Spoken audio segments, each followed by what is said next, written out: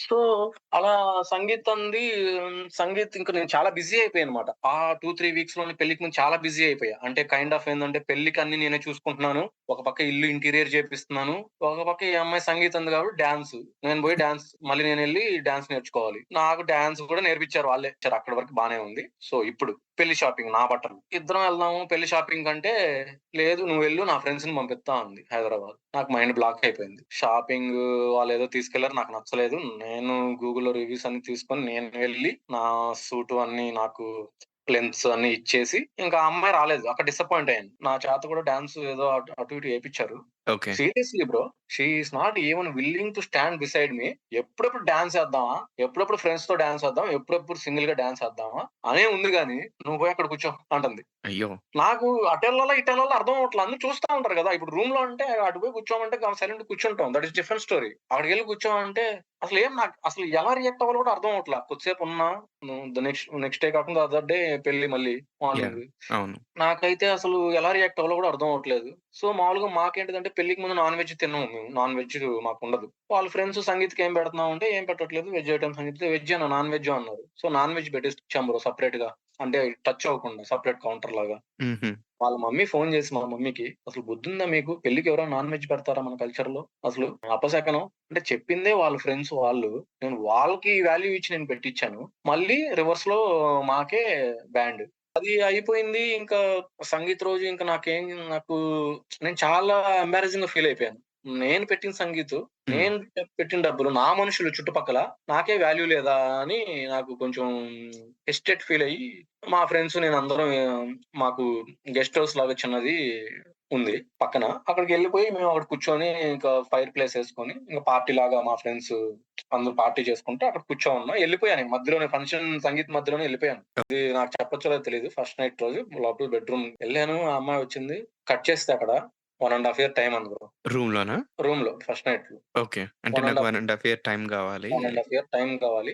మా ఫ్రెండ్స్‌ని కలవడానికి నాకు చాలా 1 ½ ఇయర్ టైమ్ పట్టింది. వాళ్ళ వాళ్ళతో మింగిల్ అయ్యి ఫ్రెండ్‌షిప్ ఏర్పడడానికే. సో, వాళ్ళకిలాగే మనం గూడా 1 ½ ఇయర్ అలా 1 ½ ఇయర్ కాకపోయినా ఆ ట్రావెలింగ్‌లో అలా చేసుకుందాం అంటే నేను ఓకే అన్నా పిచ్చోడిని. గ్యాప్‌లోనే ఇది నేను ఎంగేజ్‌మెంట్ అయిపోయిన తర్వాతే మనం ట్రిప్ ఎక్కడికెళ్దాం అని అడిగా నేను. ఎక్కడికెళ్దాం నన్నడిగింది ఎక్కడికెళ్దాం అని. నేను మాల్దీవ్స్ అని జెప్పాను. సింగిలా?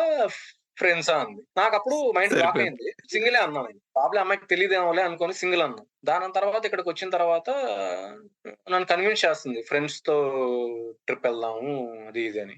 నేను అసలు యెస్ అనలేదు. నో అనలేదు. సైలెంట్‌గా ఉన్నా ఏం చెప్పాలో తెలియక. అలా 2 సార్లు అడిగింది. 2 సార్లు సైలెంట్‌గా ఉన్నా. మూడోసారి మళ్ళీ అడిగేసరికి మీ ఇష్టం అన్నా. మాల్దీవ్స్ వద్దు కాశ్మీర్ ఎళ్దాం అంది. ఓకే. కాశ్మీర్ ఎళ్దాం అంది గదా! టూరు టూర్‌కి ముందు ఆ అమ్మాయి ఏం చేసేదంటే ఎక్కడెక్కడ మనం ఫిజికల్ ఇంటిమసీ ఉండేది మన కల్చర్‌లో. ఇలా వాళ్ళ ఇంటికెళ్తే అలా ఇలా. ఎక్కడికి అలా జరిగేదన్నది నాకైతే తెలీదు. బట్ ఉన్న చోటల్లో వాళ్ళ ఫ్రెండ్స్ వస్తున్నారు. ఇప్పుడు మా ఇంట్లో ఇక్కడ ఈరోజు ఫిజికల్ ఇంటిమసీ జరిగిద్ది. అంటే మనకుంటాయి బ్రో డేట్స్ కొన్ని మన కల్చర్ ప్రకారం. అలా అవును. ఉన్నప్పుడల్లా ఏంటిదంటే వాళ్ళ ఫ్రెండ్స్ వస్తున్నారు. నాకర్థం అవ్వట్లే అప్పుడు. నాకర్థం అవ్వలేదు నాకు. ఫ్రెండ్సే కదా వస్తున్నారులే మనకేముందిలే వస్తారు పోతారు మామూలే కదా అనుకున్నా. నన్ను ఆ అమ్మాయిని ఆ ఇంట్లో వదిలేసారు సెపరేట్‌గా. ఎవరుండరింక. మాకింకో ఇల్లుంది. సో, అటు మా మమ్మీ, డ్యాడీ, మా చెల్లి ఆ ఇంట్లో ఉంటారు. వాళ్ళ పేరెంట్స్ కూడా వాళ్ళకి సెపరేట్ ఇల్లుంది కాబట్టి ఇంక మేమిద్దరమే కొత్తింట్లో. ఎవరు ఉండేవాళ్ళు కాదు. అక్కడికి కూడా వచ్చారు బ్రో ఫ్రెండ్స్. ఓహ్! ఓకే. వచ్చారు. అక్కడ ప్రాబ్లమ్ ఏంటిదంటే, అక్కడి నుంచి వచ్చేప్పుడు ఏంటిదంటే, నేనొక కార్‌లో ఎళ్తున్నాను నేను, మా బ్రదరు. ఓకే. ఆ అమ్మాయి నాతో రాకుండా వాళ్ళ ఫ్రెండ్స్ కార్‌లో వచ్చింది. హుహు. చాలా డిసప్పాయింట్ అయిపోయా. ఫస్ట్ థింగ్ నేను మెయిన్ ఇంక తీసుకోవడం ఎప్పుడు మొదలుపెట్టానంటే ఇదే పెళ్లయిన తర్వాత. ఓకే. నా కార్‌లో రాకపోవడం, వాళ్ళ ఫ్రెండ్స్ కార్‌లో రావడం, నేను పిచ్చోడిలాగా నేను మా పెళ్ళయ్యాక గూడా బ్రదర్ ఎళ్ళడం. మెసేజ్ పెట్టింది. ఇలా కార్ ఆపు మధ్యలో వస్తాను దిగి వస్తాను. ఎక్కుతా అంటే వద్దు అని జెప్పాను. సరే. ఆ రోజు వచ్చింది. ఇంటికొచ్చాక వాళ్ళ ఫ్రెండ్స్ నేను 1కి 2కి ఎందుకో లేసా బ్రో. మన టైమింగ్స్ అయన్నీ ఎలా పడితే అలా ఉంటాయి గదా! హ్మ్. 1 గంటకు 2 బెడ్ మీద చూత్తే లేదు ఆ అమ్మాయి. ఇదేందిరా ఏమో 2కి లేదు యాడికి పోయిందిరా బాబు అని బయటకి డోర్ తీస్తే, వాళ్ళ ఫ్రెండ్ ఏమో ఆడ సోఫాలో కూర్చొని ల్యాప్‌టాప్‌లో వర్క్ చేసుకుంటున్నాడు. ఈ అమ్మాయి వాడు పక్కన కూర్చొని మాట్లాడుకుంటున్నారు. అంటే వేరే ఉద్దేశ్యం ఏం గాదు అసలు. టచింగ్స్ ఇలా ఏం గాదు. కొంచెం గ్యాప్ ఉంది. 1:30 ఎర్లీ మార్నింగ్ ఆ అబ్బాయి ఏదో ఆఫీస్ పని చేసుకుంటున్నాడు. ఈ అమ్మాయి ఇది ఆఫీస్ పని చేసుకుంటే ఇద్దరు మాట్లాడుకుంటున్నారు. ఆ అబ్బాయి కూడా పెళ్లయిపోయింది. ఆ అబ్బాయి వైఫ్ ఇంకో రూమ్‌లో ఉంది బెడ్‌రూమ్. మాది ట్రిపుల్ బెడ్‌రూమ్. ఆ బెడ్‌రూమ్‌లో ఉంది ఆ అమ్మాయి. ఈ అబ్బాయి ఎవరితోతో మాట్లాడుతున్నాడో ఆ అబ్బాయి వైఫ్. ఈ అమ్మాయి కూర్చొని మాట్లాడుతుంది. నాకు మైండ్ బ్లాక్ అయిపోయింది బ్రో. అంటే తప్పుగా ఏం చేయట్లా. కూర్చొని మాట్లాడుకుంటున్నారు. నాకైతే అసలు ఏం చేయాలో అర్థం అవ్వట్లేదు బ్రో నాకు. సైలెంట్‌గా తలంచుకొని నేనే కిందకెళ్ళిపోయా డోర్ తీసి. మా కమ్యూనిటీ కిందకి.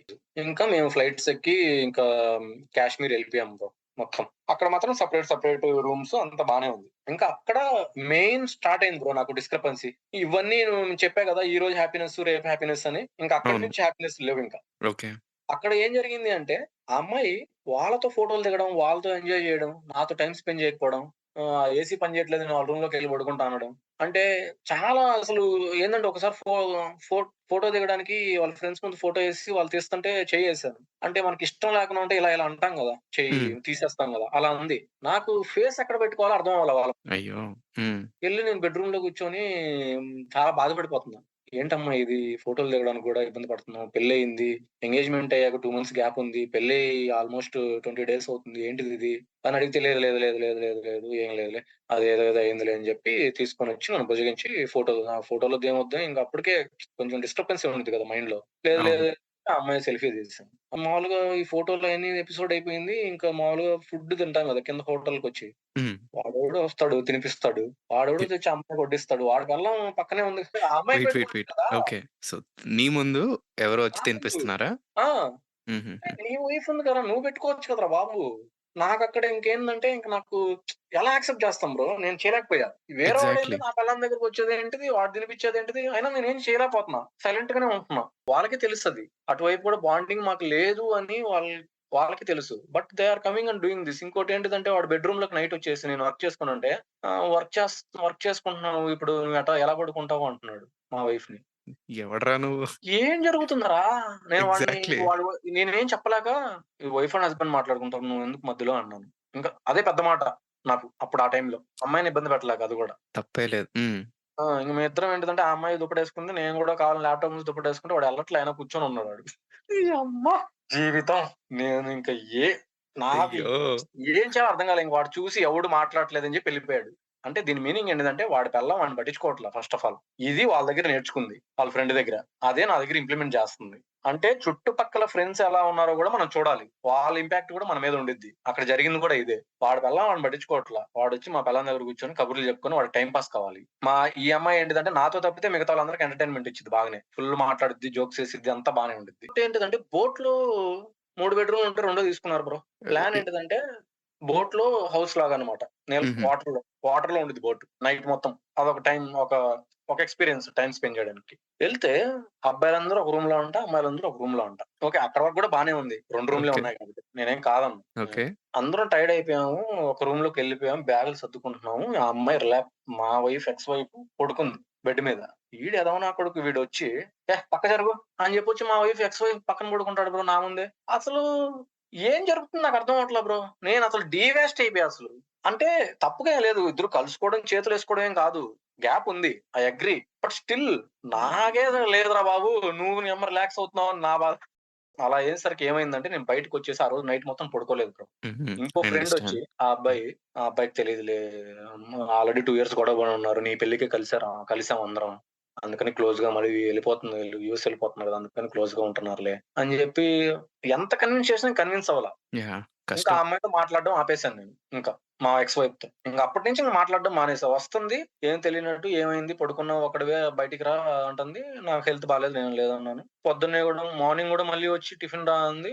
నాకు ఆకలి అవ్వలేదని గట్టిగా గదురుకున్నా. ఏడిసింది. ఎందుకు ఏడిసిందో తెలీదు. గదురుకుందానికి ఏడిసిందో మరి ఏమో మనకు తెలీదు. అక్కడి నుంచి ఇంకా స్టార్ట్ అయింది గ్లిచెస్. ఇంక నేను అక్కడే స్టార్ట్ చేశా గదా! ఇంక నేను ఇంక I'm not able to take it ఇంకా. ఇంకా అలా ఊరికే జస్ట్ నేను రాను పో అన్నా అంతే. అదే కొంచెం హై టోన్‌తో. యాహ్! వెళ్లి తిన్నన్నట్టు ఏదో అన్నా. బట్ అదే ఆ వర్డే ఇంక వేరే వర్డ్ ఏం కాదు. హై టోన్‌తో అన్నా. అక్కడి నుంచి డిస్క్రపెన్సీస్ స్టార్ట్ అయినియి. కాశ్మీర్ ఎయిర్‌పోర్ట్‌కొచ్చేసాం వెనక్కి. ఢిల్లీ రావాలి. ఢిల్లీ నుంచి బెంగుళూరు అలా రావాలి. ఢిల్లీలో ఎయిర్‌పోర్ట్‌లో కూర్చున్నాం. వాడు కనిపించాడు. శాండ్‌విచ్ తిందువురా అది ఇది అన్నాడు. దొబ్బేయన్నా వాడి ముందే వాడిని. మంచి పని చేశావు. హ్మ్. అక్కడి నుంచి ఇంక స్టార్ట్ అయింది. అంటే దొబ్బే అని చెప్పా. ఇంక వాళ్ళ వైఫ్ చూసింది అది దొబ్బే అనడం. అక్కడనే కూర్చున్నా. వాళ్ళ వైఫ్ వచ్చి నన్ను అడుగుతుంది. ఏంటిది? ఏమైంది? ఏంటిదంటే ఇలా ఇలా జరిగిందంటే, ఆ అమ్మాయి అంటుంది, "నువ్వు యూఎస్‌లో ఉన్నావు. ఇయన్నీ కామన్ అనుకున్నాం. పక్కన పడుకోవడం ఇయన్నీ ఏముంది ఫ్రెండ్స్ లాగా. అందరి ముందే కదా పడుకుంది. సెపరేట్‌గా ఎవరు లేనప్పుడు కాదు కదా!" అంది. ఏమో మీకలా ఓకే గాని నాకు ఓకే కాదది అని వాళ్ళ వైఫ్ పడుకున్నోడి వైఫ్‌తో మాటలివి. అయ్యో! హ్మ్. ఆ అమ్మాయి బాధేంటిది? ఆ అమ్మాయి వీళ్ళు విడిపోతారని ఫ్రెండ్‌షిప్ దీనివల్ల. అంటే సారీ ఎవరు విడిపోతారు? వీళ్ళు ఫ్రెండ్స్ ఈ అమ్మాయి ఫ్రెండ్ గదా! ఆ అమ్మాయికి. సో, ఓహ్! ఓకే. వీళ్ళిద్దరికి డిస్టర్బెన్స్ వచ్చి దూరం అయిపోతారని. ఆల్రెడీ దూరం అయిపోయారు. పెళ్ళికి కలిసారు గదా! మళ్ళీ దూరం అయిపోతాం అని జెప్పి ఈ అమ్మాయి బాధ. సో, ఓహ్! సో, కన్విన్స్ చేస్తా బేసిక్‌లీ ఆ అమ్మాయి మీ ఎక్స్ వైఫ్ ఫ్రెండ్స్. ఫ్రెండ్స్. ఈ ఫ్రెండోళ్ళ హస్బెండ్ వాడు. హుహు. ఇవన్నీ చేసేది. అర్థమైంది. నేను ఇంకా ఈ అబ్బాయి మీ ఎక్స్ వైఫ్ ఫ్రెండ్స్ అనుకున్నాను నేను. లేదు. అబ్బాయి గాదు. అమ్మాయే. అమ్మాయి ఆళ్ళ హస్బెండే అలా చేయడం. ఓకే. ఈ అమ్మాయి షాపింగ్‌కెళ్ళినప్పుడంతా ఇక్కడ వీళ్ళ ఇంట్లోనే ఉండడం అలా ఉండేది. సో, అలా బాగా క్లోజ్ అయిపోయిందన్నమాట. ఓకే. అలా. సో, నేనింక మళ్ళీ ఇంకెళ్ళిపోతున్నా గదా! రేపు. ఇంక నేనే ఇంకా కూల్ చేయాలి గదా! ఇంక మాట్లాడుతున్నా. ఏంటిది ఇంకా అని చాలా ప్రేమగా మాట్లాడుతుంటే కోపంగా అంటే అదేదో నేను తప్పు చేసినట్టు ఏదో అంది. ఐ మీన్ వర్డ్ గాదు. అది రెగ్యులర్ వర్డే ఏదో అంది నన్ను. అప్పుడు నేను ఓపెన్ అప్ అయిపోయా. ఇలా వాడు నాకు నచ్చలేదసలు. వాడేంటి పక్కనొచ్చి పడుకోవడం అది ఇది అని నచ్చలేదంటే, ఆ అమ్మాయికి అప్పుడు ట్రిగ్గర్ అయింది. ఓహ్! వీడు నన్ను ఇలా అని ట్రిగ్గర్ అయిన తర్వాత ఆ అమ్మాయి ఏంటిది, నేను యూఎస్‌లో ఉండి నువ్వు ఇలా ఆలోచిస్తావా? యూఎస్‌లో ఉండి నువ్వు ఈ చిన్న చిన్నయి వాళ్ళను ఆలోచిస్తావా? నేనసలు అనుకోలా అసలు అంది. ఎయిర్‌పోర్ట్‌లో దింపేసిన తర్వాత లగేజ్ హ్మ్. అన్ని పెట్టిన తర్వాత ఒక హగ్ అన్న ఎక్స్‌పెక్ట్ చేశా. కొంచెం ఎమోషనల్‌గా. ఆబ్వియస్‌గా ఉండిద్ది పెళ్లయినోళ్ళకి నాకు తెలీదు వేరే వాళ్ళకి ఉండిద్దో but I felt. Not even అటు తిరిగి చూస్తే ఆ అమ్మాయి తిరిగి చూడకుండా ఎళ్ళిపోతుంది బ్రో. అయ్యో! ఎంత హుహు. డిసప్పాయింట్ అయ్యానంటే బ్రో నేను అసలు వచ్చాక అసలింక నేను మనిషిలా లేను బ్రో. వచ్చాక గూడా ఇంక అయిపోయిందిరా నా లైఫు. ఈ అమ్మాయి ఏంటిది ఇలా ఉంది. ఇండియాలో సినిమా 'బాహుబలి' ఏదో 'కేజీఎఫ్' నాకు తెలీదు బ్రో. ఏదో రిలీజ్ అయింది ఆ టైంలో. ఓకే. మొత్తానికి 2 ఏదో మొత్తానికి రిలీజ్ అయితే మా ఫ్యామిలీ, ఆ అమ్మాయి అందరూ మా చెల్లి అందరూ సినిమాకెళ్లారు బ్రో. అక్కడ వాడి ఫ్రెండ్ వేరేవాడు. వీడు వేరేవాడు. మా ఎక్స్ వైఫ్ ఫ్రెండే లోకల్‌లో. వాడికి పెళ్లయిపోయి పిల్లలున్నారు. ఆ ఫ్రెండ్‌కి గూడా. ఈ అబ్బాయి వేరు. వచ్చి ఆ అమ్మాయి పక్కన కూర్చొని సినిమా చూస్తున్నాడు మాట్లాడుతా. ఏంటి ఇంటికి రమ్మంటే రాలేదు. ఇన్వైట్ చేస్తే బర్త్‌డే పార్టీకి అని మా ఇంట్లో వాళ్ళ ముందు మాట్లాడడం. మీ అంటే వాళ్ళ మమ్మీ, డ్యాడీ వీళ్ళందరి ముందు. హ్మ్. ముందు ఆ అమ్మాయి పక్కన సినిమా థియేటర్‌లో కూర్చోవడం. అంటే నువ్వు ఫ్యామిలీతో వస్తే వెల్ అండ్ గుడ్. మా ఫ్యామిలీ వచ్చారు. నువ్వు కూడా హ్మ్. మీ వైఫ్, మీ పిల్లలు ఉన్నారు గదా! వాళ్ళతో వచ్చి కూర్చుంటే వెల్ అండ్ గుడ్. అంటే మేము అంత చులకన మా మమ్మీ, డ్యాడీ వాళ్ళు ఫ్యామిలీ పరంగా తీసుకొని సినిమాకొస్తే నువ్వు వాడెవడినో తెచ్చి వాడి పక్కన కూర్చుంటే అంటే పక్కన కూర్చుందంటే మా పక్కనే కూర్చుంది. వాడు ఆ అమ్మాయి పక్కన కూర్చున్నాడు. అవన్నీ చిన్న చిన్నవిగానే ఉంటాయి బ్రో. బట్ కొన్ని కొన్ని ట్విస్ట్ ఏంటంటే బ్రో నేను చెప్పా గదా! ఆ అమ్మాయి ఫ్రెండ్ అక్కడ ఆ అబ్బాయిని పట్టించుకోదని. వాడి పెళ్ళాన్ని పట్టించుకోడు. సరిపోయింది. అంటే నేను ఎందుకు ఇయన్నీ చెప్తున్నానంటే, ఏదో కోట్ ఉంది బ్రో. నీ గురించి చెప్పాలంటే నీ ఫ్రెండ్స్‌ని చూసి చెప్పొచ్చు అని ఏదో అవును. అవును. చెప్పలేకపోయాను. అవును. ఇక్కడ అదొక్కటి మెయిన్ తీసుకోవాలి. ఎవరైనా ఈ పాడ్ వింటున్నారు అంటే. ఈ అబ్బాయేమో అమ్మాయిని పట్టించుకోడు. వాళ్ళ పెళ్ళాన్ని గొడవలని. అది కూడా చెప్పారు నాకు. వాళ్ళ ఇంటి దాకా ఎళ్ళినాయని. తర్వాత సెటిల్‌మెంట్ అయింది. వాడి ఏజ్ ఆల్రెడీ 38 వాడు వదులుకోలేడు, గొడవ పడలేడు. ఎందుకంటే వదిలిపోతే మళ్ళీ పెళ్లవ్వదని. వాడిని ఈ అమ్మాయి పట్టించుకోదు. అంటే ఈ అమ్మాయి వీళ్ళు ముగ్గురు ఫ్రెండ్స్. సో, అది సేమ్ నా దగ్గర ఇంప్లిమెంట్ చేశారు బ్రో. మ్యాటర్ అది. సో, అక్కడ కూడా ఇండియాలో కూడా చిన్న డిస్టర్బెన్సెస్ వచ్చినియి. ఇయన్నీ ఇంట్లో నేను ఫోన్ కూడా మాట్లాడట్లేదు అని వాళ్ళ ఇంట్లో ఫోన్ చేసి చెప్పాను. మా మమ్మీకి చెప్పాను.